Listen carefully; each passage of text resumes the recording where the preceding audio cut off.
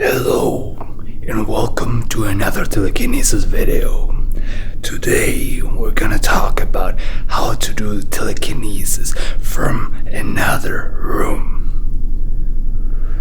Many people, when they do telekinesis, they like to do telekinesis with an object in the same room because it's easier for them to build a connection because they're closer to it.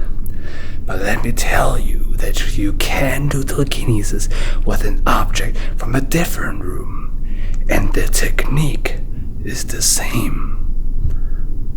As you guys know, or maybe not know, there is multiple telekinesis techniques.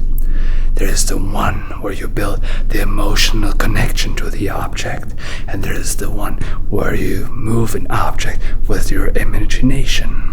And both of those techniques you can do from another room.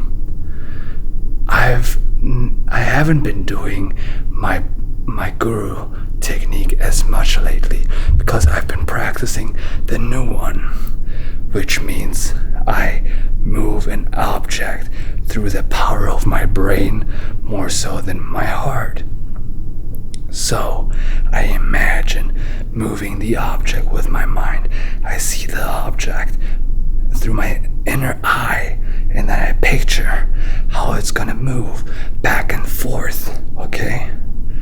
And right now, I'm gonna do telekinesis with an object in this room, but I'm gonna step outside, so there's not gonna be anyone in this room. Okay, and the way I'm gonna do it, usually you just stare at your object, but I can stare at it through my inner eye.